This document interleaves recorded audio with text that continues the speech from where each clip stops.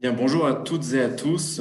Merci beaucoup pour votre participation. Bienvenue à ce webinaire qui est le second webinaire destiné à sensibiliser, informer et accompagner les entreprises de l'économie sociale et solidaire en région Centre-Val de Loire. C'est un deuxième webinaire qui fait suite au premier webinaire organisé le 26 mai dernier en présence notamment de Monsieur le sous-préfet en charge de la relance de la région Centre-Val de Loire, qui a déjà exprimé un certain nombre de recommandations et d'expressions autour de l'accompagnement en matière donc de la relance mise en place par l'État. C'est un webinaire qui est co-organisé par la Chambre régionale de l'économie sociale et solidaire et également l'UDES, l'Union des employeurs de l'économie sociale et solidaire de la région Centre-Val de Loire. C'est un webinaire qui est enregistré, qui sera diffusé via nos différents supports de communication et vous aurez donc l'occasion de pouvoir le regarder pleinement si jamais vous deviez nous quitter en cours de route. Dans l'hypothèse où vous souhaiteriez poser des questions, vous pouvez utiliser le module Q&R en bas de votre écran situé sur l'application donc de Zoom. Voilà, sans plus tarder, nous allons démarrer. Je vais laisser la parole à Monsieur Hervé Renaud, vice-président de la Chambre régionale de l'économie sociale et solidaire. Hervé, c'est à vous. Bonjour à tous, merci. Le président Jean-Louis Denoux n'a pu être présent ce jour et donc m'a chargé de faire l'introduction à ce webinaire. Je suis heureux que la CRES, qui représente les acteurs de l'ESS et l'UDES, ait pu co-organiser ensemble ce webinaire. Je remercie aussi la DRETS, Pôle emploi, la DRFIP et l'URSSAF de participer à cet échange. Ce webinaire fait suite au constat que cette crise sanitaire a un impact lourd en termes d'emploi pour l'ESS en région. Comme vous pouvez le voir, ce qui vous est projeté, c'est quasi 1600, 1700 emplois détruits, soit à peu près 2% des emplois totaux en ESS. La majorité, c'est le secteur associatif et les secteurs les plus impactés sont l'action sociale, les sports, les services, agriculture et enseignement. Donc la question est de savoir pour quelle partie s'agit-il d'emplois en sommeil et est-ce qu'ils vont être réactivés en sortie de crise. Je vous rappelle que l'ensemble de ces données sont disponibles sur le site de la CRES, que la CRES anime également le réseau des développeurs et que Paul Morizet, qui participe, mais en tout cas via la CRES, vous pourrez reprendre contact avec et pourra répondre à vos questions, ainsi que Sandrine Michaud. J'en ai fini de mon introduction et je vous souhaite à tous un bon webinaire. Merci beaucoup, Monsieur le Vice-président. Peut-être un petit regard effectivement sur le programme rapide. Donc, vous allez avoir une première séquence sur le volet emploi avec la présence de Monsieur Pierre Garcia, directeur régional à l'adresse. Je vous remercie pour sa présence. Il sera accompagné de Stéphane Thomas, en charge des mutations économiques notamment, et de Marika Petit, donc, qui est chef du service accès et retour à l'emploi à l'adresse. On aura également une deuxième séance à la suite concernant l'aide et les aides à l'embauche et l'accompagnement intensif jeune avec Véronique Bonraisin, directrice de la stratégie et des relations extérieures de Pôle emploi, accompagnée de Sophie Sierradi, responsable de l'unité offre de services entreprise également à Pôle emploi. Et enfin, une troisième séquence avec Luc Bonnet, directeur régional adjoint de l'URSSAF, et Guillaume Drano, directeur du pôle fiscal de la Direction régionale des finances publiques, qui viendront nous parler des outils et dispositifs d'aide financière. Et nous viendrons conclure ce temps d'échange avec Benoît Collin, délégué régional de l'UDES en région Centre-Val de Loire. Voilà, sans plus attendre, Monsieur Garcia, je vous laisse la parole.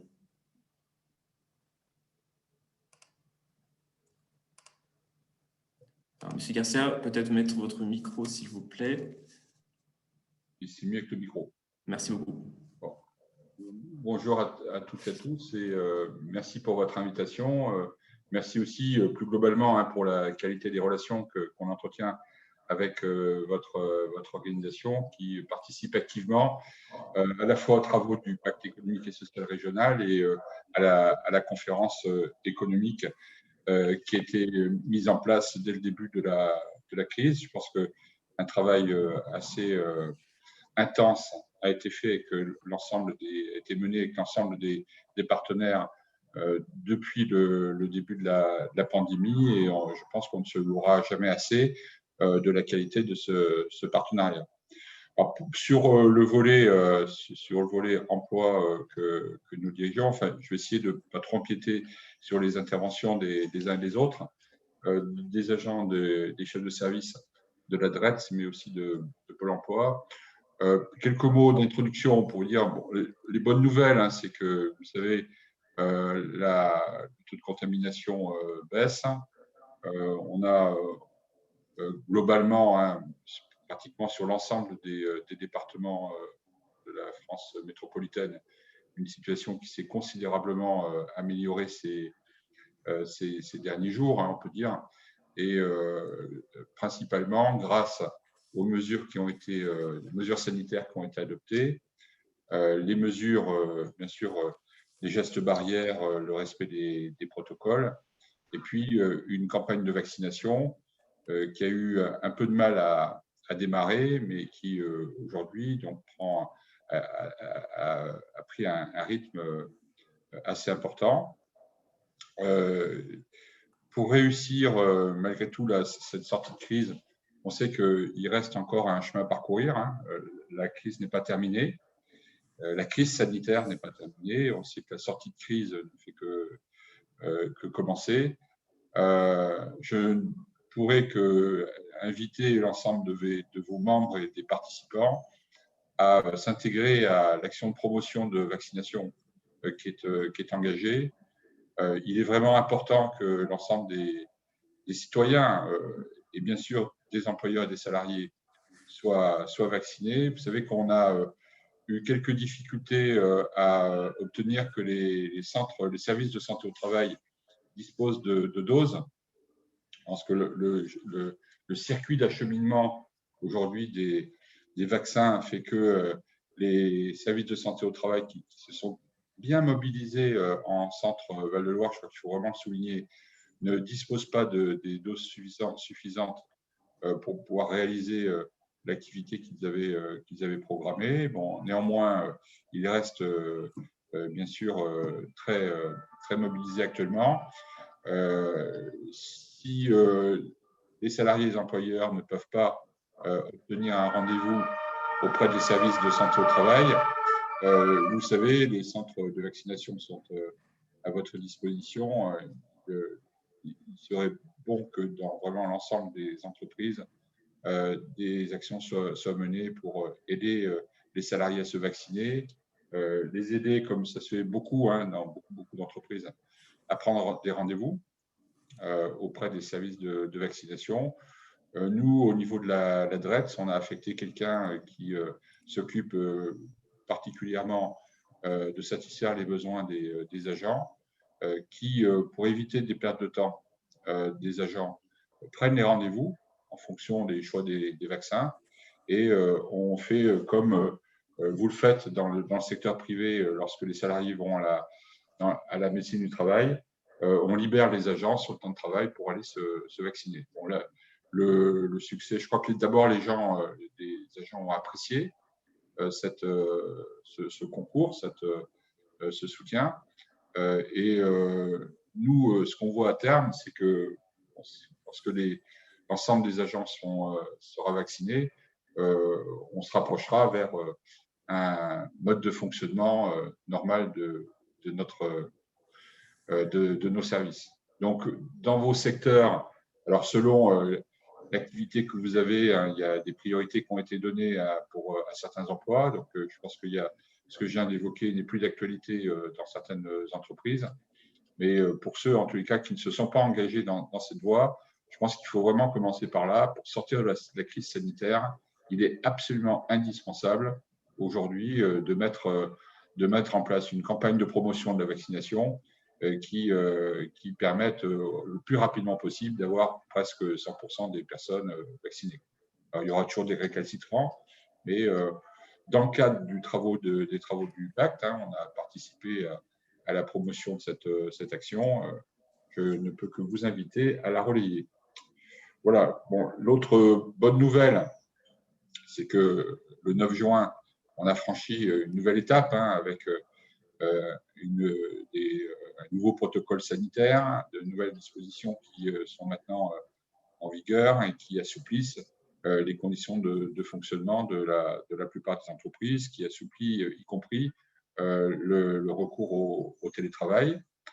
Je pense, dans la continuité de ce que je vous ai indiqué là, à l'instant, il est important, bien sûr, que la pression sur la prévention des risques ne se relâche pas. Je pense qu'on a tendance, au vu des bonnes statistiques, à considérer que, bon, youpi, on peut enlever les masques et puis commencer à fonctionner autrement. Il est évident que tous, on doit contribuer à maintenir sur nos lieux de travail une organisation du travail qui permette d'éviter aujourd'hui le non-respect des règles de distanciation et des règles de prévention.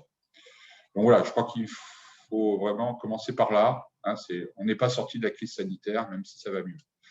Alors, dans le ça va mieux, ce qu'on a beaucoup entendu à l'occasion de nos derniers échanges avec les partenaires sociaux, c'est que ça va mieux. Bon, globalement, la grande vague, le grand tsunami de licenciements économiques qui était attendu n'a pas eu lieu. Je pense que les 31 milliards plus les compléments qui ont été mobilisés par le gouvernement pour éviter les licenciements économiques et puis permettre la mise en activité partielle des salariés a été une bonne mesure, une mesure qui a évité en tous les cas l'explosion du chômage et des licenciements. Bon, on attendait aussi une explosion des défaillances d'entreprises et pour le moment, donc c'est la situation est un peu paradoxale. On sait qu'on enregistre moins de défaillances d'entreprises que les années précédentes. On pense que l'année 2021 pourrait ne pas être très bonne, mais malgré tout, les études qui ont été effectuées tendent à démontrer qu'on devrait avoir en 2021 moins de défaillances qu'en 2019. Voilà, je pense qu'il faut qu'on se le dise. Il y a tout un discours qui consiste à ultra-dramatiser la situation. Je pense qu'il y a eu une intervention forte, énorme de l'État pour éviter de se retrouver dans une crise post-crise sanitaire terrible. Donc, ces outils, on va en parler. Tout à l'heure, Stéphane Thomas, qui est le chef de notre service Muteco, va vous dire où on en est. Mais ces outils restent mobilisables dans des conditions qui changent, mais elles restent à la disposition des entreprises et avec des modalités qui varient selon leur situation. Donc, voilà, les outils restent à la disposition des entreprises. Ce qu'on entend beaucoup, c'est les difficultés de recrutement. C'est dans une multitude de secteurs et pas seulement sur les secteurs en tension, des chefs d'entreprise qui nous disent maintenant on reprend, mais on avait déjà des difficultés pour procéder à des recrutements dans le passé. Là, c'est pire qu'avant. Et il faut vraiment qu'on arrive à mettre en place des dispositifs qui évitent finalement de bloquer l'économie et l'activité de ce fait. Et je pense qu'on aura l'occasion d'en parler. On en a parlé lors de la conférence de la semaine dernière. Moi, je suis vraiment disposé, et en particulier avec l'UDES, et en associant très étroitement Pôle emploi, je suis disposé à voir comment, en plus des outils mobilisés aujourd'hui par Pôle emploi, on peut peut-être vous accompagner dans des démarches spécifiques pour faciliter vos recrutements. Je pense que Véronique, tout à l'heure, évoquera en tout cas l'action de Pôle emploi en la matière. On a des aides à l'emploi qui sont importantes.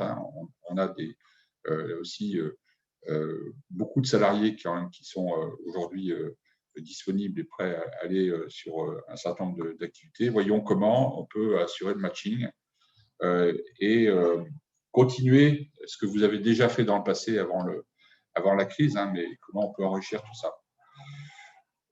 Voilà ce que je voulais évoquer en préambule. Mais ces outils vont être développés maintenant principalement par Stéphane Thomas. Dernier petit point sur le plan jeune. Le plan jeune concerne tous les secteurs. Hein. On a aujourd'hui un plan qui est massif. On a des possibilités d'aide qui sont importantes. On est très loin de nos objectifs mensuels au 15 juin. Donc là aussi, on peut, et Marika le fera tout à l'heure, on peut voir avec vous comment peut-être mieux conseiller, mieux informer les chefs d'entreprise sur les aides concernées, et de voir comment peut-être ces outils peuvent vraiment mieux correspondre à la situation que chacun connaît aujourd'hui et à la stratégie de sortie de crise que vous avez mis en œuvre. Donc voilà ce que je voulais évoquer en préambule et je vais laisser la parole peut-être à Stéphane Thomas. Merci. Si on peut peut-être faire dérouler le PowerPoint, je crois que voilà. Alors la première page donc je me présente, donc je suis Stéphane Thomas, donc chef du service mutation économique et développement des compétences à la DRETS. Comme l'indiquait mon directeur, le gouvernement, face à l'ampleur de la crise Covid, a mis en place un certain nombre de pour préserver l'emploi et les compétences des salariés. Ce que vous avez à l'écran devant vous, c'est un petit flyer, un dépliant qui présente pour l'essentiel l'ensemble de ces dispositifs. Donc, en même temps, je vous invite à vraiment l'envoyer au plus de monde possible. Alors, parmi ces dispositifs, on l'a appelé pour limiter les licenciements économiques, mais comme l'a dit Pierre Garcia, l'objectif, c'est aussi ces dispositifs sont reconduits et c'est des dispositifs qui vont nous servir pour accompagner la reprise, parce qu'il y a encore beaucoup de choses à faire. Alors, parmi ces dispositifs, il y en a un qui arrive tout de suite en première page, qui est très emblématique, c'était l'activité partielle. Il faut imaginer, au plus fort de la crise, il y a un tiers de l'économie du privé régional qui est arrêté, un tiers des salariés qui, en fait, c'est l'activité partielle qui va payer les salariés de la région Centre-Val de Loire. Et ça couvre tous les secteurs de la région. Alors, Dieu soit loué, les choses vont mieux. Donc, l'État a mis beaucoup d'argent. Monsieur Garcia a évoqué le chiffre de 31 milliards au niveau national. C'était 2,5 milliards d'euros promis au titre de l'activité partielle en région Centre-Val de Loire et près de 700 millions d'ores et déjà décaissés. L'économie va mieux, des secteurs, mais il y en a encore qui sont encore dans la difficulté, alors moins qu'à l'époque.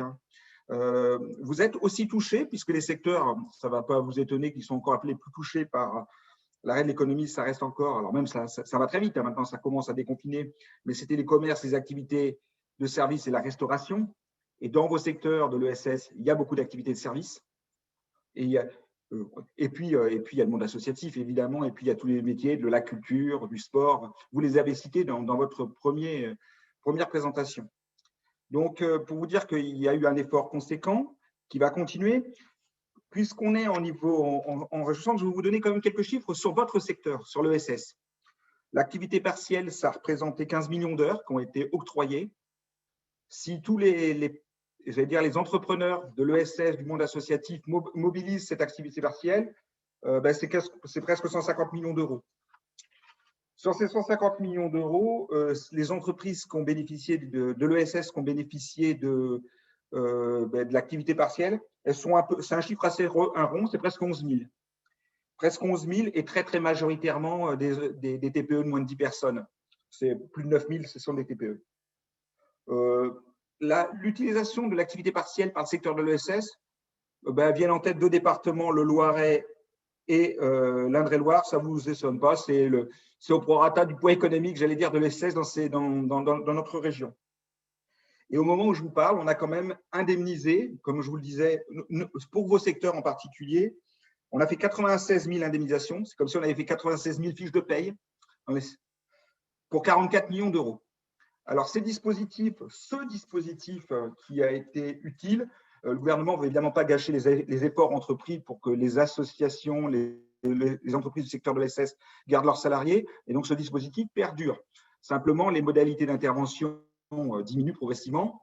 Donc, au tout début de la crise, le dispositif faisait qu'il y avait des restes à charge nuls pour les employeurs, puisqu'en fait, l'État se substituait pour payer les salariés. Progressivement, ensuite, le reste à charge pour les entreprises a été de 15%. Il est aujourd'hui de 25%, le reste à charge. Et très progressivement, il va diminuer pour que le reste à charge pour les employeurs soit de 40%. Je vais vous indiquer que ces 40%, on peut imaginer que pour les employeurs, c'est beaucoup. Mais avant la crise, on n'était pas du tout sur des montants d'aide à l'activité partielle de ce niveau. Excusez-moi. Excusez-moi, c'est vraiment…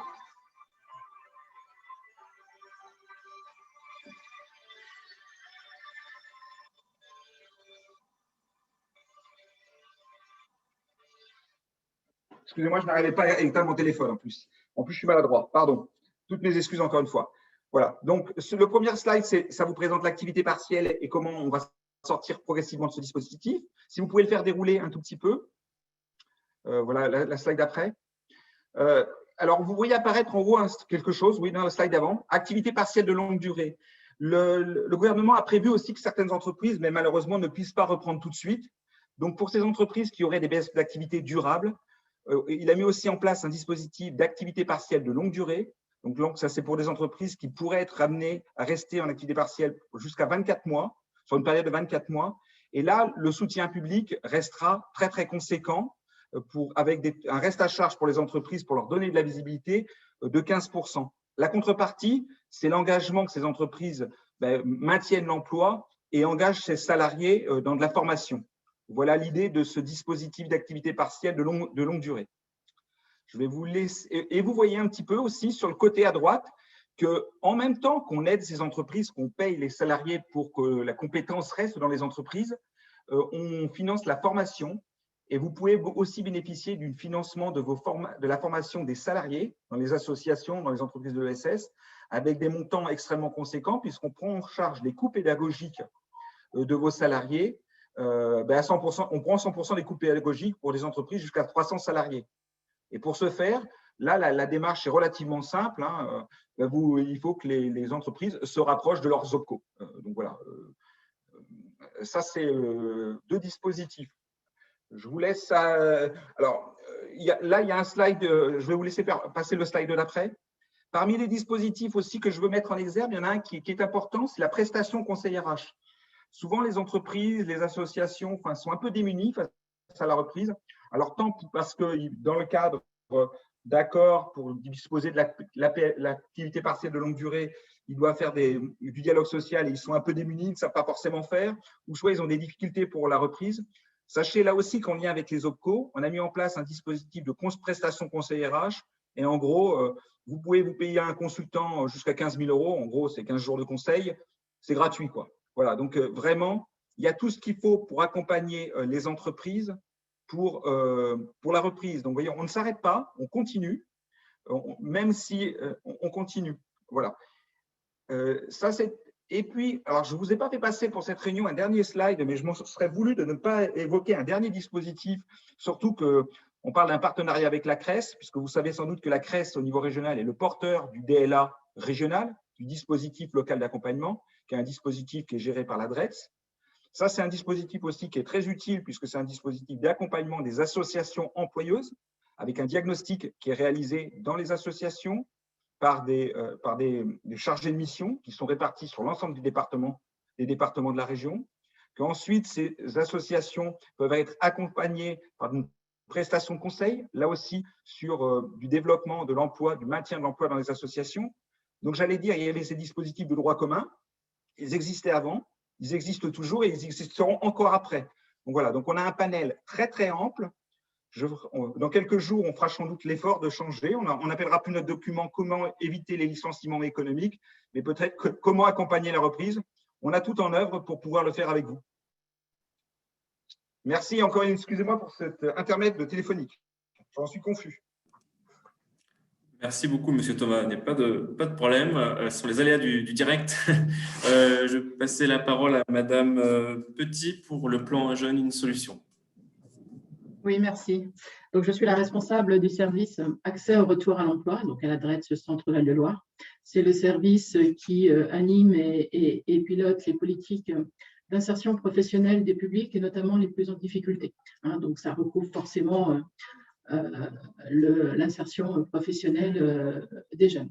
Stéphane, dans sa présentation, effectivement, vous a plutôt indiqué les mesures défensives que l'État avait mis en œuvre pour soutenir les entreprises et les associations. Moi, je vais plutôt vous présenter effectivement les mesures, notamment prises dans le cadre du plan Un jeune, une solution, destinées à les mesures offensives, destinées à soutenir l'emploi et le recrutement. Monsieur Garcia le disait tout à l'heure dans son introduction, effectivement, on assiste à en tout cas des secteurs qui nous font remonter qu'ils ont des besoins, qu'ils sont inquiets de trouver les bons profils. Donc, il y a un ensemble de mesures qui vont, j'espère en tout cas, permettre notamment au secteur associatif ESS qui souhaitent ou qui ont des besoins de recruter, de pouvoir en bénéficier. Il y a à la fois toute une série de mesures destinées à renforcer les dispositifs d'accompagnement et d'insertion. Donc, effectivement, les employeurs peuvent s'adresser directement aux opérateurs qui les mettent en œuvre pour éventuellement trouver le profil dont ils ont besoin. Et puis, il y a toute une série d'aides, des aides à l'embauche qui ont été déployées et qui doivent aussi vous aider à pouvoir recruter. Loin de moi l'idée de vous présenter l'intégralité du plan Jeune, une solution. On l'a fait à plusieurs reprises. Et puis, je sais que les collègues de la direction régionale de Pôle emploi vont apporter quelques précisions sur certaines de ces mesures. Je vais justement accentuer sur les nouveautés et puis peut-être sur les mesures que ne va pas approfondir les équipes de Pôle emploi. Sur le plan Un jeune, une solution, il y avait 3 volets. Le premier était faciliter l'entrée dans la vie professionnelle. Il y avait effectivement, ce volet concerne beaucoup d'aide à l'embauche. Petite nouveauté sur ces aides, l'aide à l'embauche jeune et la création des emplois francs plus, c'est terminé au 31 mai, puisqu'il fallait, pour pouvoir en bénéficier, il faut avoir signé un contrat de travail avant le 31 mai. Mais naturellement, les employeurs ont jusqu'à 3 voire 4 mois suivant l'aide pour pouvoir demander, solliciter auprès des opérateurs compétents la demande en question. Certes, elles sont arrêtées, mais les employeurs peuvent demander encore le bénéfice de cette aide s'ils correspondent aux critères. Il y a l'aide à l'embauche des travailleurs handicapés qui se poursuit, qui vient juste d'être prolongée jusqu'au 31 décembre 2021. C'est une nouvelle récente de la semaine dernière. Donc, celle-ci perdure. Bon, il y a les missions de service civique. Vous voyez, le volume à réaliser nationalement est extrêmement fort. Pour en avoir échangé dernièrement avec la DRAGES, qui pilote ces services civiques, on est loin en région centre pour l'instant d'avoir atteint l'objectif qui nous a été notifié. Donc, on vous encourage à mobiliser cette mesure si elle correspond à votre activité. Slide suivante. Sur les mesures alternance, je ne vais pas m'attarder parce que je sais que les équipes de Pôle emploi ont prévu de vous en parler, mais effectivement, il y avait 2 aides exceptionnelles au contrat de professionnalisation et au contrat d'apprentissage qui ont été déployées et qui, elles aussi, se poursuivent jusqu'au 31 décembre 2021. Le deuxième volet du plan Un jeune, une solution, c'est la formation. Là non plus, je ne vais pas trop m'attarder parce que peut-être pas tout à fait le sujet du jour, mais c'est juste quand même pour vous indiquer l'effort extrêmement important de l'État sur la formation et notamment sur la formation des jeunes.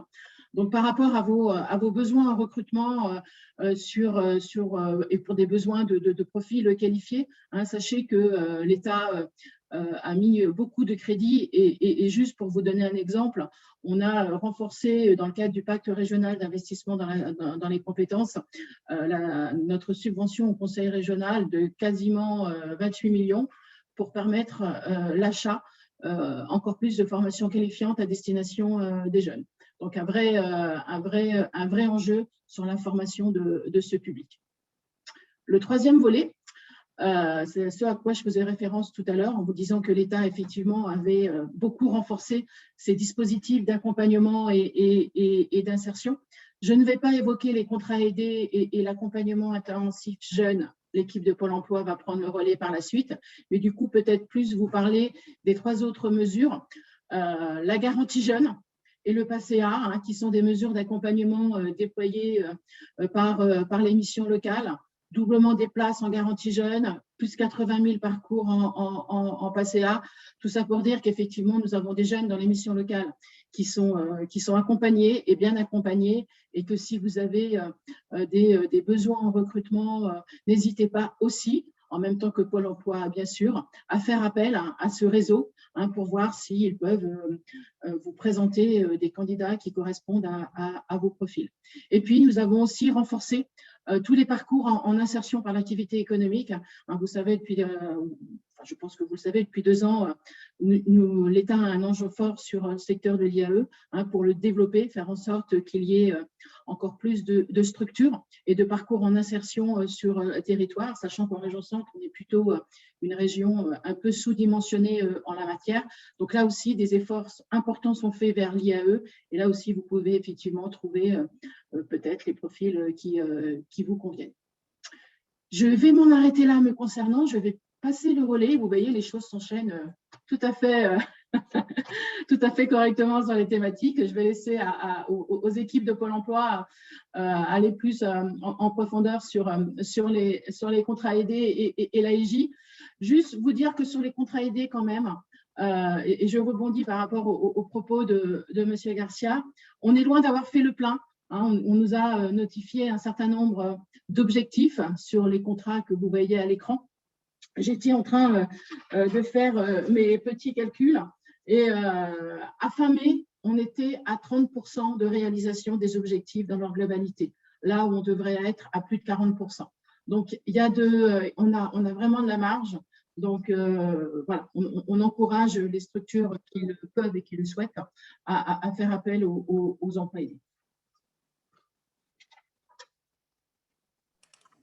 Merci beaucoup, Madame Petit. Deuxième séquence avec Pôle emploi et donc je vais passer la parole à Madame Véronique Bonraisin. Merci, Madame. Bonjour à tous, donc Véronique Bonraisin, je suis directrice de la stratégie et des relations extérieures pour Pôle emploi Centre-Val de Loire. Donc, je suis accompagnée de Sophie Sirat, dont le nom est sur la slide, mais également de Patricia Depont, qui vont vous présenter les aides que Marika a évoquées rapidement pour vous donner à voir une partie des possibles. Et je dis bien une partie des possibles parce que, comme l'a précisé tout à l'heure Pierre Garcia dans son introduction, en fait, chaque situation de recrutement est en tant que telle une situation unique. Et Sophie saura sûrement le redire, mais la meilleure solution est de se rapprocher de votre Pôle emploi de proximité et des 200 conseillers entreprises qui sauront en fait vous offrir l'accompagnement adapté et vous proposer la bonne mesure au bon moment et le bon montage. Mais on va quand même vous en donner à voir quelques-unes pour vous mettre en appétit. Et peut-être vous montrer que ces aides en fait peuvent parfois faire basculer des interrogations quand on recrute. Moi, je vais juste faire une intro un peu rapide en vous donnant quelques éléments, un petit peu de contexte économique en complément de ce qu'a évoqué Pierre tout à l'heure. Et je vais notamment m'appuyer sur l'enquête besoin de main-d'œuvre que nous faisons chaque année auprès des entreprises et pour lequel on a partagé les résultats depuis le 19 mai dans la presse et puis depuis, on en entend parler à peu près partout, mais qui me paraissent intéressants à voir dans le paysage parce que ça montre aussi les besoins forts de tous les secteurs d'activité. Ce qui, derrière, par ricochet, peut générer aussi des tensions parce que des concurrences, en fait, sur des profils identiques. On a aujourd'hui les entreprises de la région qui ont répondu et qui ont été interviewées évaluent en fait leurs intentions d'embauche en Centre-Val de Loire pour l'année 2021 à plus de 82 000 intentions d'embauche. Pour vous donner un peu de visibilité, c'est encore plus qu'en 2019, qui était déjà une année exceptionnelle puisque nous n'avions jamais en 2019 atteint les volumes exprimés à ce moment-là.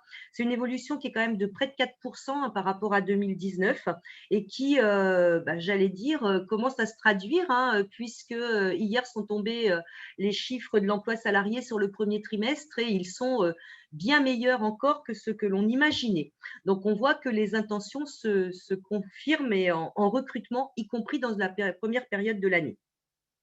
Pour accompagner toutes ces intentions d'embauche, je l'ai évoqué, on a des conseillers entreprises dans chacune de nos 35 agences et on organise, au-delà de l'accompagnement individuel de chaque recrutement, également des événements auxquels certains d'entre vous ont peut-être déjà participé, puisqu'aujourd'hui, ça fait 18 mois qu'ils ont lieu dans nos agences, que l'on appelle tous mobilisés et qui permettent notamment pour 70% d'entre elles d'organiser des job dating, donc avec des entreprises du territoire qui recrutent à un moment précis et des demandeurs d'emploi qui ont été préparés, qui correspondent, qui ont les compétences et qui ont été préparés pour l'entretien. On en a, rien que sur l'année 2020, pour donner à peu près à voir, organisé 1025 sur la région. Sophie y reviendra aussi. Deuxième élément que je voulais vous donner à voir, puisqu'on a dit qu'on abordait notamment dans le cadre du plan de relance la partie jeunes et insertion des jeunes qui sont particulièrement frappés par la crise sanitaire et économique et pour lequel l'accès au premier emploi est plus complexe qu'en situation habituelle. Je voulais aussi vous donner à voir quelques données autour de la demande d'emploi. En Centre-Val de Loire, on a environ 40 000 demandeurs d'emploi jeunes. Alors, quand moi je les appelle jeunes, ils ont moins de 26 ans. Donc, c'est quand même 40 000 personnes. Ça représente environ un peu plus de 17,5% de la population des demandeurs d'emploi, ce qui est 1,5 point au-dessus des données nationales. Donc, on est particulièrement concerné par la demande d'emploi des jeunes en Centre-Val de Loire. C'est bien sûr pourquoi on est complètement acteur du plan Un jeune, une solution auprès des services de l'État par délégation et en articulation avec notamment les autres membres du SPE, et je pense particulièrement aux missions locales, à l'APEC et à Cap Emploi, à la fois par un renforcement des moyens qui nous ont été octroyés pour faire de l'accompagnement ciblé de jeunes de jeunes en recherche d'emploi, sachant que les nôtres sont plutôt des jeunes qui ont les compétences et le profil adapté à leur environnement, mais qui ont besoin qu'on les aide à mettre en avant leurs compétences, les valoriser, les identifier, savoir les présenter. Et qui ont parfois la difficulté à accéder à l'emploi durable, qui reste quand même notre priorité, notre mission, au-delà de l'accès à l'emploi en tant que tel, qui est déjà pour certains une première étape importante. Il n'empêche que notre mission au bout du bout reste l'accès à l'emploi durable. On a également pas mal d'actions sur ce qu'on appelle, nous, nos secteurs prioritaires, donc qui sont évidemment en tension, et plus particulièrement dans la région, le secteur du bâtiment qui a fortement augmenté ses besoins ces derniers temps.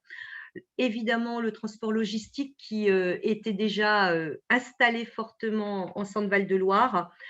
Comme partout, mais avec une couverture territoriale et une structuration de la démographie qui l'accentue, tout le secteur de la santé et du grand âge, et puis l'industrie qui, même si certains pans de l'industrie souffrent de la crise sanitaire et économique, notre région très industrielle se maintient. Et pour boucler avec mon introduction sur BMO, c'est 12% des intentions d'embauche qui sont dans l'industrie, c'est-à-dire 2 points de plus, par exemple, que les besoins du nationaux. Donc, on a quand même une industrie qui reste, alors il y a bien sûr l'agroalimentaire, mais pas que, qui reste des secteurs en recrutement. Donc, dans ce contexte inédit, on est là pour vous. Et du coup, je vais laisser la parole à Sophie et à Patricia qui vont vous présenter quelques aides. Et n'hésitez pas, on aura un temps de questions-réponses à la fin. Mettez-les de côté, on essaiera d'y répondre. Merci beaucoup, Madame Bonraisin. Alors, Sophie Sierra et Patricia Depont, à vous la parole.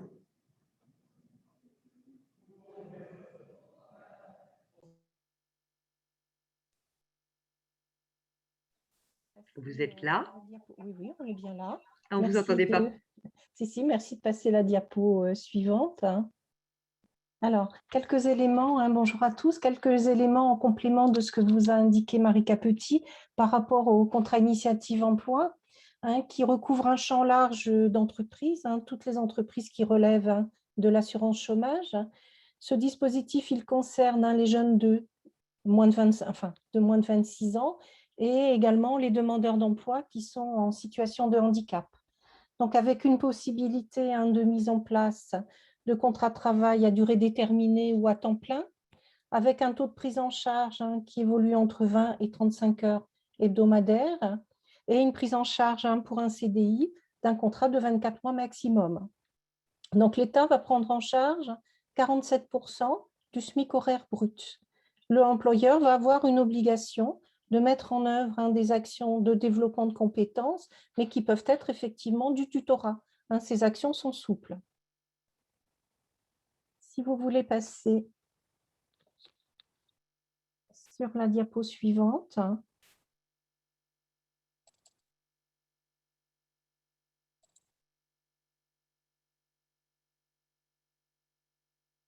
Alors, l'autre dispositif, le contrat d'accompagnement dans l'emploi jeune, qui concerne là également un champ large d'entreprises, toutes les collectivités territoriales et également les organismes de droit privé à but non lucratif. Les jeunes concernés sont également ceux qui ont moins de 25 ans et les demandeurs d'emploi qui sont en situation de handicap de moins de 30 ans. Et un dispositif de jeunes, de public, qui habitent les quartiers prioritaires de la ville ou les zones de revitalisation rurale. Donc, les contrats sont effectivement des contrats à durée déterminée de 6 mois minimum pour les jeunes, sinon des contrats de 9 à 12 mois, des contrats à durée déterminée, à durée indéterminée possible à temps plein ou à temps partiel, et une prise en charge de 24 mois maximum pour un CDI. Donc, les taux de prise en charge de l'État, l'aide de l'État, elle va correspondre à 65% du SMIC horaire pour le contrat d'accompagnement dans l'emploi jeune, 80% du SMIC horaire brut pour le contrat d'accompagnement dans l'emploi public, quartier prioritaire de la ville et ZRR, avec effectivement un engagement que doit prendre l'employeur de mettre en œuvre des actions de développement de compétences. Alors, nous sommes 3 prescripteurs sur ces 2 dispositifs, le CIE et le CAE. Nous sommes donc, nous, Pôle emploi, ainsi que la mission locale et les Cap emploi. Donc, pour nos jeunes, ce sont de réelles opportunités de développer des compétences qui peuvent être transférables vers un autre emploi. C'est un accès aussi facilité pour la formation et ça permet à des jeunes de bénéficier d'un accompagnement tout au long de leur contrat, un accompagnement fait par l'entreprise et par Pôle emploi également, leur conseiller Pôle emploi pendant le contrat aidé et à l'issue du contrat aidé.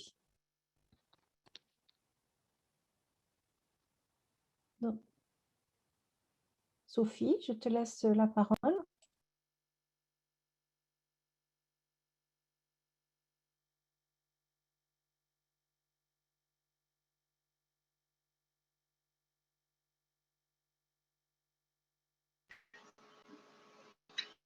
Est-ce que vous m'entendez?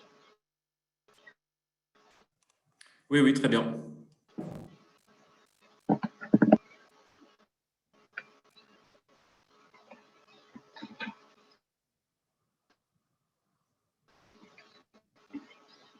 Est-ce que vous m'entendez? Oui, nous vous entendons, mais je pense qu'il y a un petit décalage, j'ai l'impression.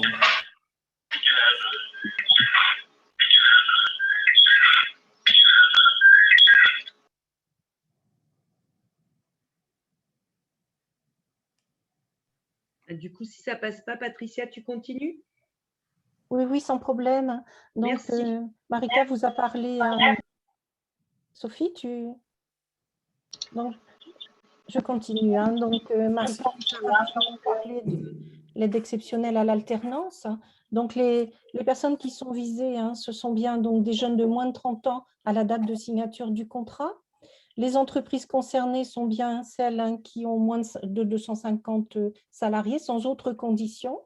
Et l'aide, elle est variable effectivement hein, en fonction de la situation hein, de l'alternant. Elle peut aller jusqu'à 5 000 € pour un alternant mineur et jusqu'à 8 000 € pour le recrutement d'un alternant majeur.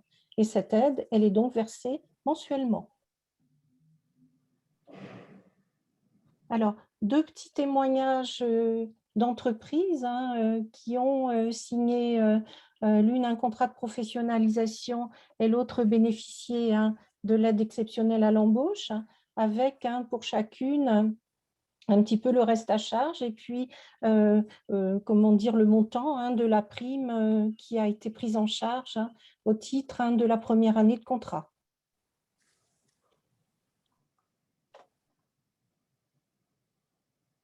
Alors, autre dispositif, hein, l'emploi franc, qui recouvre un champ large d'entreprises, hein, puisque les seules exclusions sont les particuliers employeurs et les employeurs publics. Et donc, ce dispositif hein, concerne toutes les personnes qui résident en quartier prioritaire de la ville. La seule obligation, hein, c'est de conclure un contrat de travail de 6 mois minimum ou un contrat de travail à durée indéterminée, à temps plein ou à temps partiel. Donc, le montant de l'aide, il est variable hein, en fonction, je dirais, de la nature du contrat qui est signé.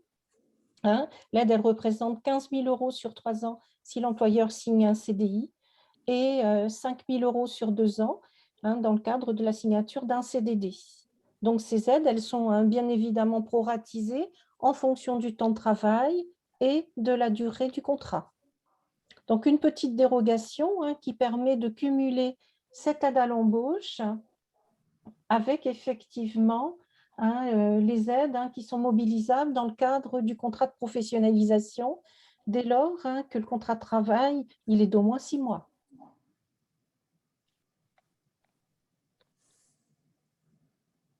Alors, autre dispositif hein, qui est souple dans sa mise en œuvre, c'est ce que l'on appelle hein, des actions d'adaptation au poste de travail, hein, que vous voyez là représentées hein, sous le nom d'action de formation préalable au recrutement ou préparation opérationnelle à l'emploi. Hein, les deux dispositifs diffèrent en fonction de la durée du contrat qui est proposé. Hein, si je suis employeur et que je propose un contrat de travail d'au moins 6 mois et de moins de 12 mois, je pourrais mettre en place avec mon futur salarié hein, une action de formation préalable à l'embauche. Et si effectivement hein, je signe un CDD d'au moins 12 mois ou un CDI, l'action de formation hein, qui sera mise en œuvre avec le conseiller de Pôle emploi et mon futur salarié sera donc une préparation opérationnelle à l'emploi. Donc, ce sont des dispositifs, hein, comme je vous disais, souples, dont la durée maximum elle est de 400 heures.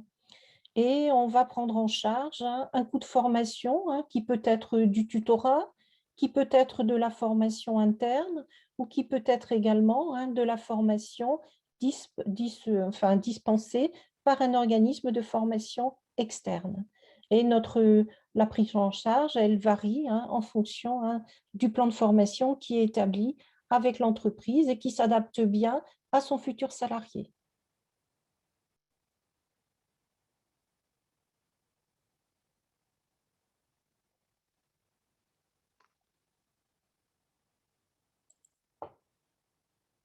Alors, autre dispositif, Marika vous en a parlé un petit peu tout à l'heure, c'est un accompagnement intensif pour les jeunes. Dans chaque agence, il y a une équipe de conseillers qui sont dédiés à l'accompagnement des jeunes pour les aider à préparer leur retour à l'emploi, les préparer à l'accès à l'emploi.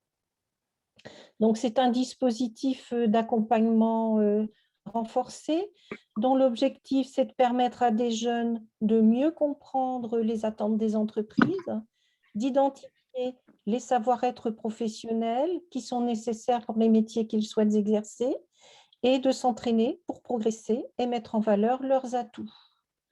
Donc, on a des résultats qui sont positifs par rapport à cet accompagnement intensif. Vous voyez qu'un 60% des jeunes accompagnés ont une solution avant un an à l'issue effectivement de cet accompagnement ou pendant cet accompagnement.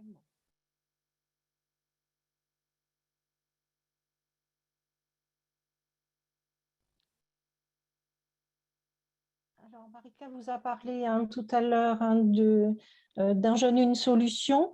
Nous sommes mobilisés, je vous prie de m'excuser par rapport à cet appel. Donc, nous sommes mobilisés en coopération avec d'autres acteurs du plan jeune pour effectivement mettre en visibilité les besoins des entreprises qui souhaitent effectivement donner la chance à des jeunes, recruter effectivement des jeunes. Donc, cette plateforme, elle permet à des entreprises de diffuser leurs offres d'emploi. Nous mettons également effectivement à disposition sur cette plateforme les événements qui sont organisés au sein des agences Pôle emploi afin de faciliter donc le recrutement de nos futurs candidats, de nos futurs salariés.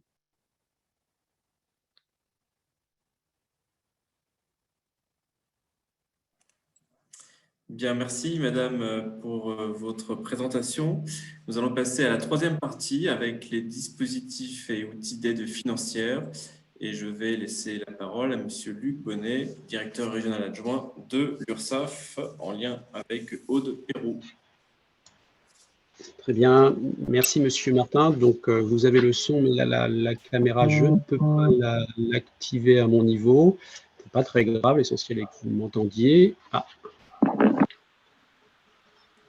On va regarder en technique là, si on peut mettre la caméra. Voilà la caméra, très bien.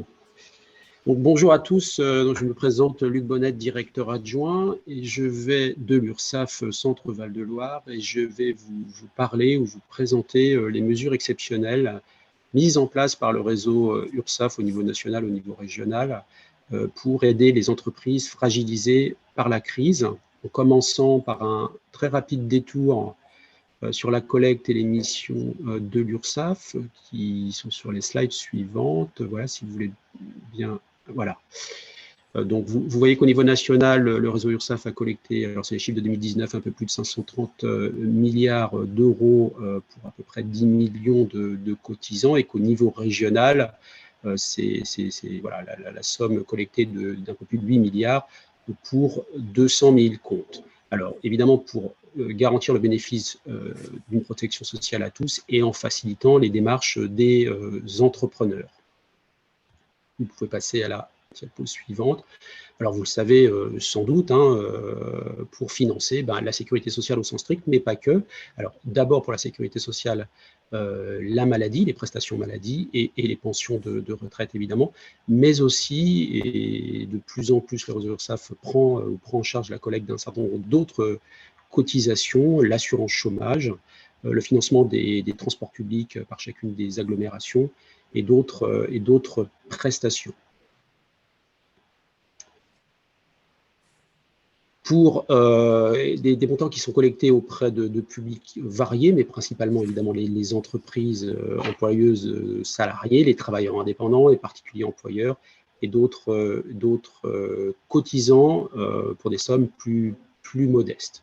Alors tout cela pour vous dire qu'évidemment, les URSSAF financent la sécurité nationale, raison pour laquelle les dispositifs que je vais vous présenter sur les diapos suivantes sont évidemment réservés aux entreprises qui ont été le plus touchées par la crise. Et en commençant par la première mesure, voilà, qui vous est présentée sur la diapo suivante, les deux premières mesures qui concernent la possibilité de s'exonérer du paiement de certaines cotisations. Ils sont complétés, cette exonération étant complétée par une aide au paiement.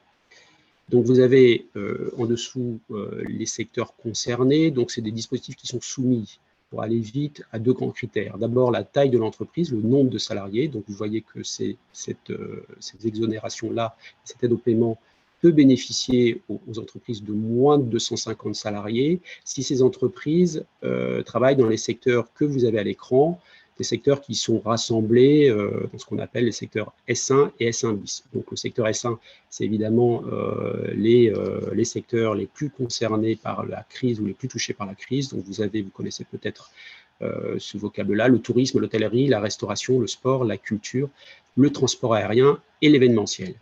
Mais pas que, puisque le secteur S1 bis complète ses activités par toutes les autres activités qui dépendent étroitement des activités que je viens de citer. Avec, pour ces deux secteurs, évidemment, secteurs qui ont fait l'objet de mesures d'interdiction d'accueil au public ou qui ont subi une perte de chiffre d'affaires de moins 50% sur la période considérée par rapport à 2019. Donc ça, cela vaut pour le secteur S1 et S1 bis. On a aussi un autre secteur, le secteur S2, que vous avez en bas sur la diapo, qui là concerne les entreprises de moins de 50 salariés, qui regroupent essentiellement tous les commerces non alimentaires et qui ont fait l'objet sur les premiers, deuxième et troisième confinements d'une mesure d'interdiction d'accueil du public.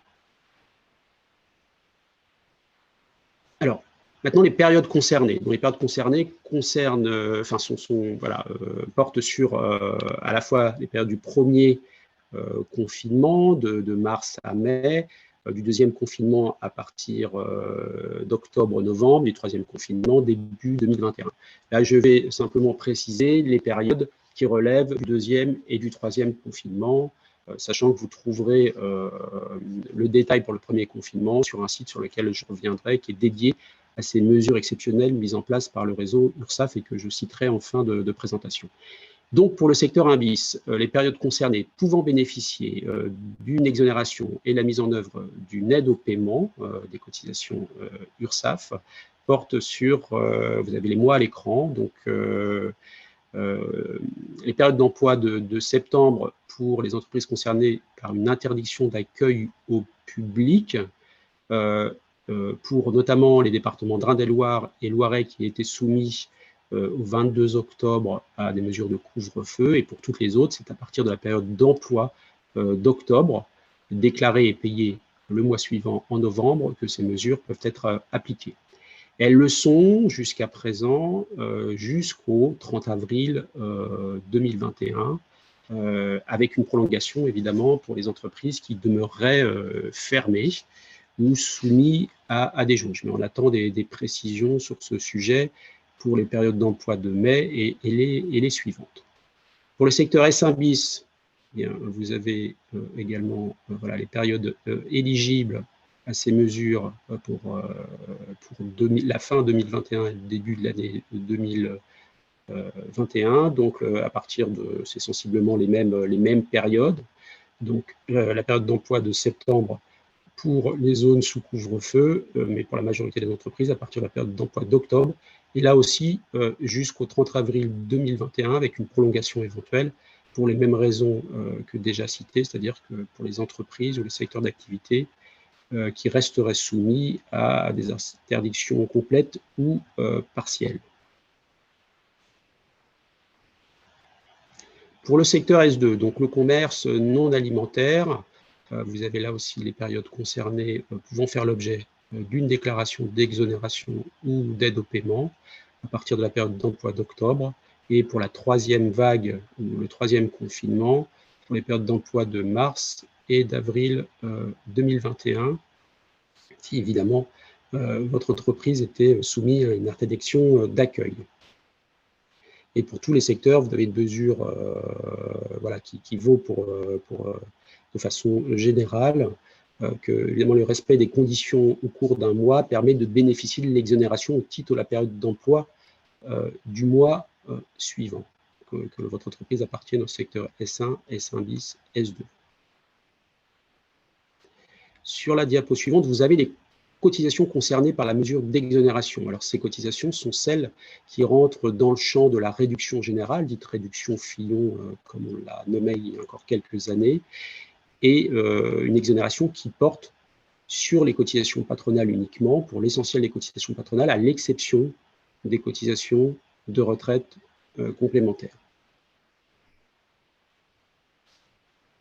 Pour l'aide au paiement, qui vient compléter cette exonération sur les autres cotisations qui ne sont pas soumises à l'exonération, donc on a vu les cotisations de retraite complémentaires, mais aussi les cotisations salariales, cette aide au paiement est égale à 20% du montant des rémunérations des salariés déclarés au cours d'un mois éligible.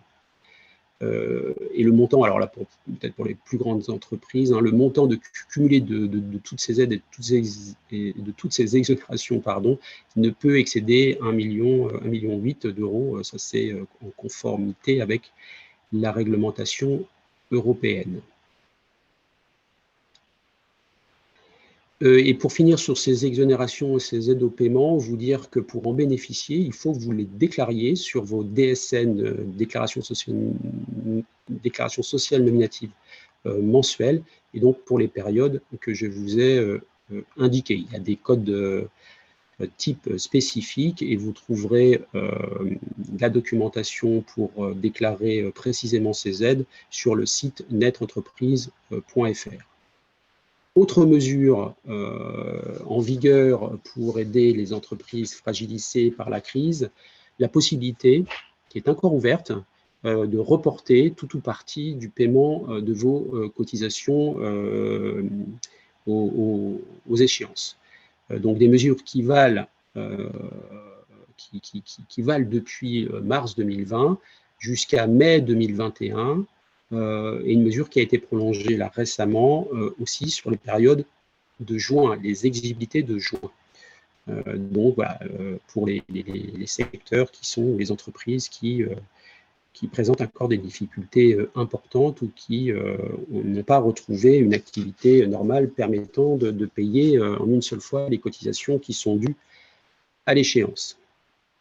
En précisant qu'évidemment, quand vous reportez vos paiements de cotisation, il n'est pas fait application de pénalité ou de majoration de retard, mais que votre déclaration doit nous parvenir dans les délais. Il s'agit là de la possibilité de reporter le paiement, pas la déclaration. Autre mesure importante, la possibilité de bénéficier d'une remise de dette. Une remise de dette de cotisation pour les employeurs de moins de 250 salariés, tout secteur confondu, et qui est cette remise de dette soumise aux conditions suivantes. D'abord, ne pas bénéficier par ailleurs évidemment d'une exonération et d'une aide au paiement, d'afficher une baisse de chiffre d'affaires d'au moins 50% sur la période du premier confinement, donc de mars à mai, parce que cette mesure ne vaut que sur cette période-là. Être à jour de ses obligations, paiement et déclaration au 1er janvier 2020, bénéficier d'un plan d'apurement, j'en parlerai tout de suite après, et n'être pas en mesure de respecter la totalité des échéances dues. Et puis, il y a d'autres conditions voilà, qui existent. Par exemple, ne pas avoir fait l'objet d'un redressement pour travail dissimulé. Et cette remise de dette s'effectue très facilement sur un formulaire que vous avez à disposition sur le site ursaf.fr qui vous apportera des précisions sur l'éligibilité à cette mesure et des précisions pour calculer votre chiffre d'affaires pour vérifier que vous êtes bien sur une baisse de chiffre d'affaires de 50%, vous expliquant toutes les modalités de calcul qui peuvent être différentes selon notamment la date de création de votre entreprise. Autre mesure possible, il a qui est proposé aux entreprises de façon automatique. Il n'est pas nécessaire de nous faire une demande pour bénéficier d'un plan d'appurement. L'URSSAF prendra contact directement avec vous pour vous envoyer un plan d'appurement, un échéancier le plus adapté à votre situation. Donc une durée qui peut être variable, des mensualités qui sont progressives pour vous permettre de redémarrer en douceur et de vous mettre en état, en situation de respecter l'échéancier, et un échéancier qui est possiblement renégociable dans le délai d'1 mois après avoir reçu la proposition de l'URSSAF. Donc, pour la région Centre, nous avons aujourd'hui proposé près de 7000 échéanciers. Il nous reste encore des entreprises qui n'ont pas fait l'objet d'une proposition d'appurement. Si c'est votre cas, vous pouvez, sans attendre, nous faire parvenir par vous-même une demande de délai qu'on prendra en compte et sur lesquelles on vous répondra évidemment très facilement, sans attendre qu'on revienne vers vous pour mettre en place un échéancier vous permettant de solder progressivement les cotisations, les dettes que vous avez faites pendant la crise si vous ne bénéficiez pas d'une exo et d'une aide au paiement. Donc voilà, les mesures qui valent encore aujourd'hui, qui peuvent être mises en œuvre, donc je les ai présentées: exonération, aide au paiement, possibilité de report, de remise de dette dans le cadre d'un plan d'appurement. Je vous invite, si vous ne l'avez pas encore fait, si vous vous rendez compte, sans l'avoir connu avant, que vous pouvez bénéficier notamment d'une exonération et d'une aide au paiement, à les déclarer rapidement sur les périodes qu'on a vues, parce que la mesure est encore ouverte, mais évidemment, les mois passant, et si la situation sanitaire continue à s'améliorer, il est probable qu'à un moment donné, ces déclarations ne soient plus possibles ou plus recevables. Donc, je vous encourage à le faire rapidement, y compris de façon rétroactive sur des périodes de l'année 2020 ou du début de l'année 2021. Et vous savez aussi que le gouvernement a dévoilé, alors c'était le 1er juin, c'était le ministère de l'économie et le ministre de l'économie et des finances qui a dévoilé un plan de sortie de crise, alors qui reste à confirmer, puisque ces mesures seront inscrites dans le projet de loi de finances rectificative qui sera voté normalement d'ici fin juillet, mais qui, pour aller vite, porte sur les mesures que vous avez à l'écran, avec l'idée évidemment d'éviter le maximum de faillites possibles. Donc il y a la nomination d'un conseiller, d'un conseil départemental de sortie de crise pour examiner la situation des entreprises les plus fragiles. Il y a la mise en œuvre aussi, et là c'est important, vous pouvez le noter, d'un numéro d'accueil, alors d'appel d'urgence qui existe déjà, qui est un numéro commun aux finances publiques et à l'URSSAF, c'est le 0806 000 245, qui sera en mesure de vous informer sur les mesures possibles pour l'URSSAF et pour les finances publiques. Donc, n'hésitez pas à solliciter, à appeler sur ce numéro. Et pour ce qui concerne le réseau URSSAF en particulier, parmi ces mesures de sortie de crise, vous les avez sur la diapo suivante.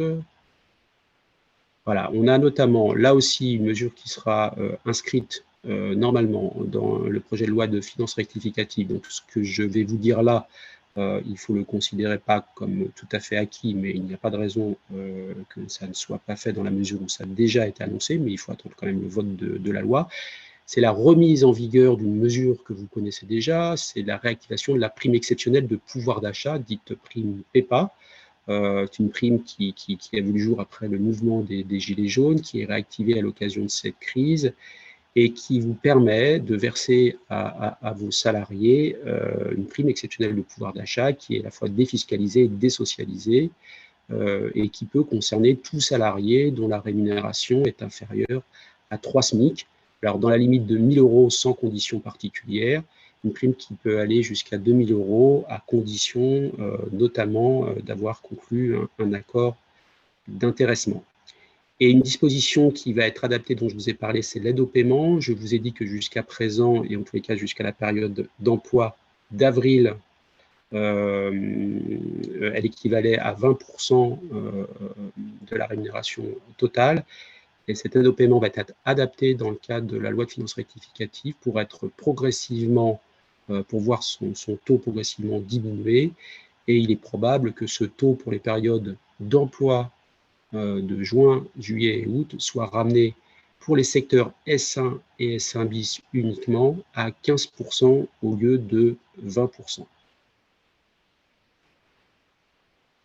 Alors, j'ai été nécessairement un peu rapide, mais vous pouvez trouver toute la documentation disponible sur un site du réseau URSSAF dont vous avez l'adresse en bas de l'écran, mesure-covid19.ursaf.fr. Vous pouvez aussi appeler le 0806 qui figurait sur la diapo précédente. Vous trouverez notamment sur ce site tous les secteurs d'activité, les codes d'activité qui composent les secteurs dits S1, S1 bis et S2 dont je vous ai parlé.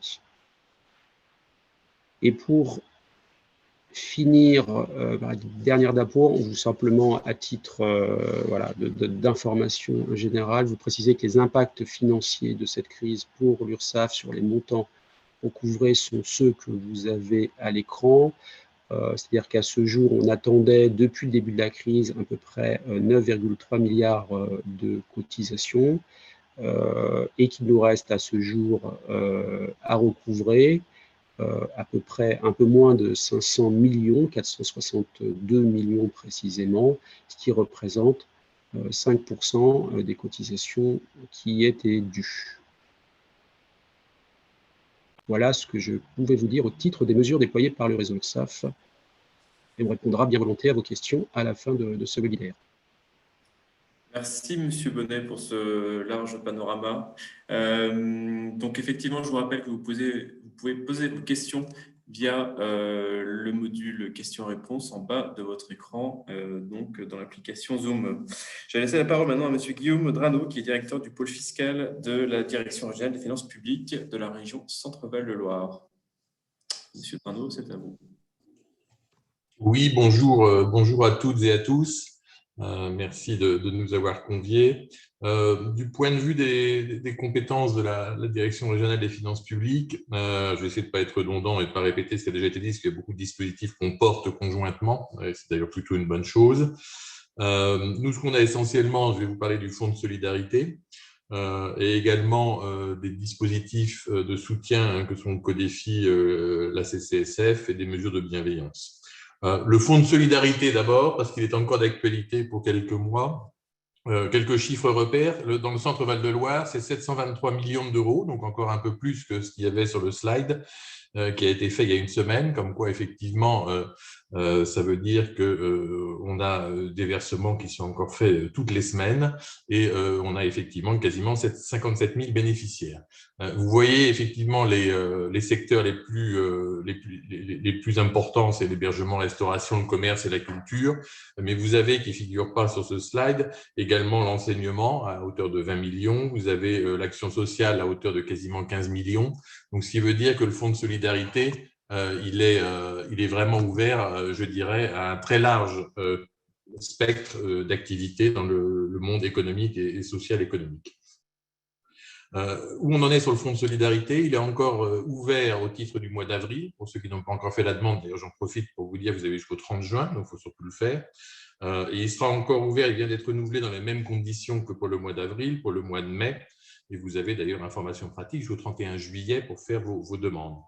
C'est quoi le dispositif actuel du Fonds de solidarité? On est sur le dispositif plein et entier, c'est-à-dire avec les 3 types d'entreprises ou d'activités visées. C'est soit vous faites l'objet d'une fermeture administrative, et c'est là où vous avez les aides les plus intenses, soit vous êtes semi-ouvert, alors là c'est en particulier pour la restauration, ceux qui ont ouvert au 19 mai, mais pas que.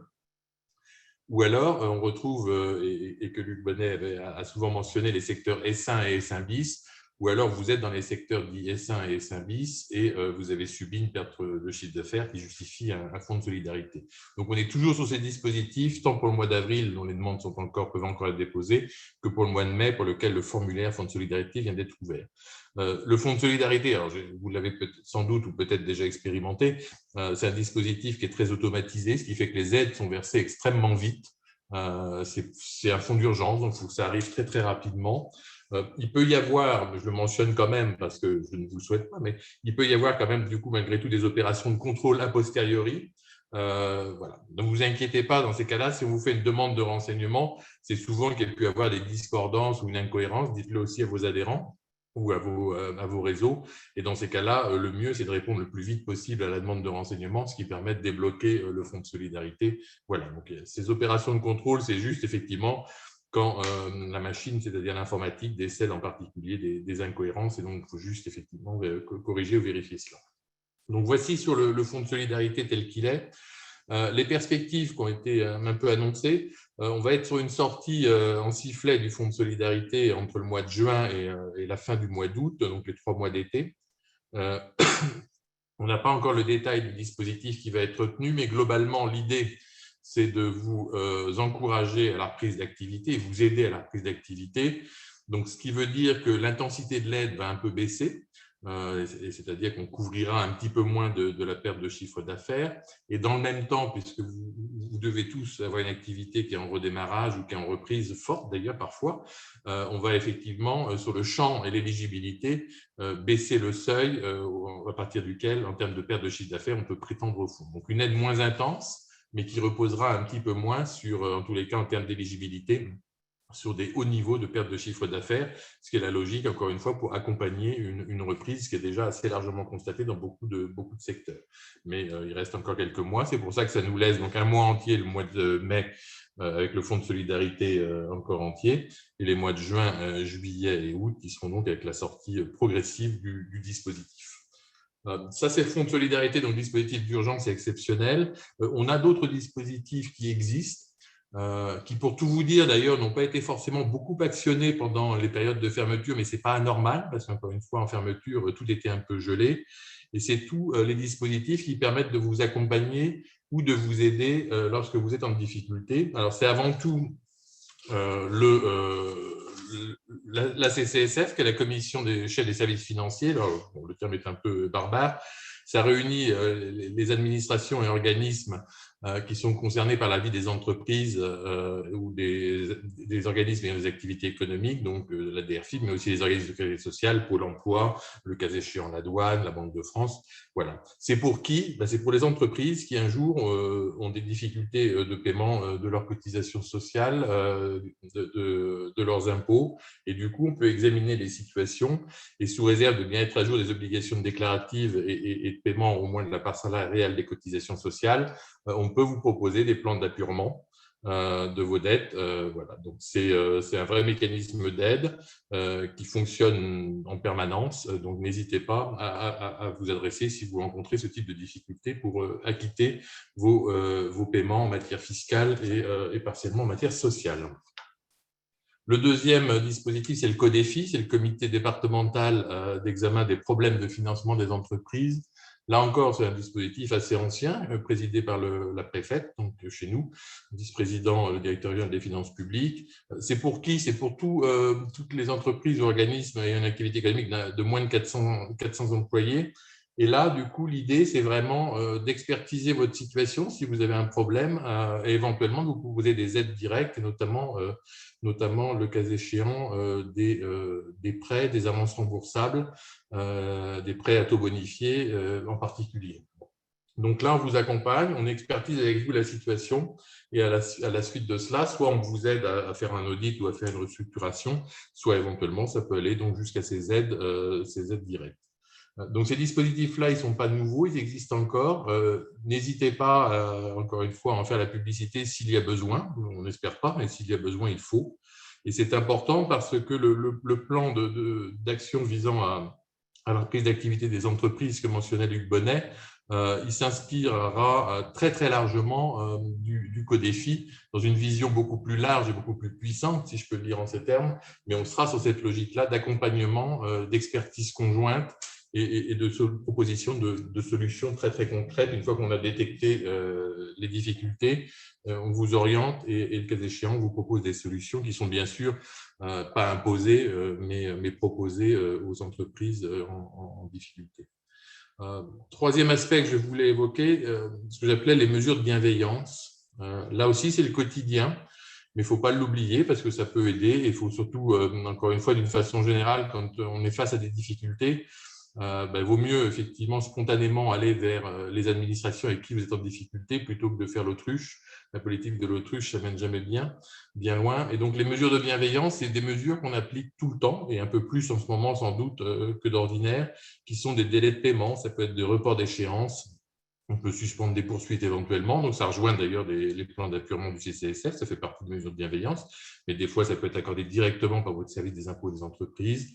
On peut aussi, et en ce moment, on fait beaucoup d'efforts pour rembourser de façon accélérée lorsque vous avez des créances sur l'État, notamment en TVA ou en impôt sur les sociétés. C'est important pour vos trésoreries. Et enfin, on peut voir également, sur le cas échéant, mais c'est par nature plus exceptionnel, mais dans certains cas, c'est tout à fait envisageable, sur des remises de pénalités, voire des remises de droits. Depuis le début de la crise Covid au niveau du Centre Val-de-Loire, c'est plus de 10 000 demandes de ce type de mesures qu'on a traitées au sein de la région et dont 90% ont reçu une réponse favorable. Donc, encore une fois, ce sont des mesures qui n'ont rien d'exceptionnel, mais qui existaient déjà, mais qui sont très utilisées, un peu plus en ce moment. Et c'est pour ça qu'il ne faut pas hésiter à se tourner vers nous quand vous avez une difficulté. C'est toujours en discutant qu'on peut trouver les meilleures solutions. Donc, voilà ce que je voulais dire en quelques mots. Donc, on a le Fonds de solidarité qui est un dispositif exceptionnel, mais qui a vocation par définition, surtout qui correspondait surtout aux fermetures administratives et au confinement à disparaître. En revanche, on aura toujours l'accompagnement via le CODEFI et la CCSF. Demain, le plan et le comité départemental de sortie de crise. Et toujours, encore une fois, vos services des impôts des entreprises ou des particuliers d'ailleurs, qui peuvent voir avec vous si vous êtes éligible à des mesures de bienveillance qui peuvent vous aider à passer une mauvaise phase. Donc, n'hésitez pas, si vous en avez besoin directement, à en faire usage ou à recommander effectivement ces bonnes adresses, si je peux m'exprimer ainsi, à vos adhérents et aux personnes avec qui vous êtes en contact. Merci de votre attention. Merci, Monsieur Drano, pour ces explications très claires. Cette présentation, je regarde, donc on n'a pas nécessairement de questions. Néanmoins, nous restons à votre disposition pour d'autres questions qui arriveraient ultérieurement, notamment par email ou à la suite de l'envoi du replay de ce webinaire. Et également, nous vous transmettrons le diaporama qui est également à votre disposition. Pour le mot de la fin, je vais laisser la parole à Benoît Collin, au titre donc de délégué régional de l'UDES en Centre-Val-de-Loire. Benoît, à toi. Merci. Merci, Erwan. Les employeurs de l'ESS vont donc pouvoir se saisir de ces dispositifs dont les modalités ont été présentées. Je remercie donc à ce titre Pierre Garcia, directeur de la DRETS, et ses collaborateurs Stéphane Thomas et Marika Petit, Véronique Bonraisin et Sophie Sirade de Pôle emploi, Luc Bonnet et Aude Perrault de l'URSSAF et M. Guillaume Drano de la DRFIP. Merci à Hervé Renaud d'avoir été à nos côtés pour la CRES, pour ce deuxième webinaire qui a été co-organisé CRES-UDES. L'UDES poursuivra sa mobilisation pour défendre les intérêts des employeurs associatifs tout au long de cette crise et bien au-delà, bien entendu. Merci à tout le monde. Au revoir. Au revoir. Bon Merci, au revoir. Merci à tous. Merci, au revoir. Au revoir. Merci à vous tous. Au revoir. Au revoir.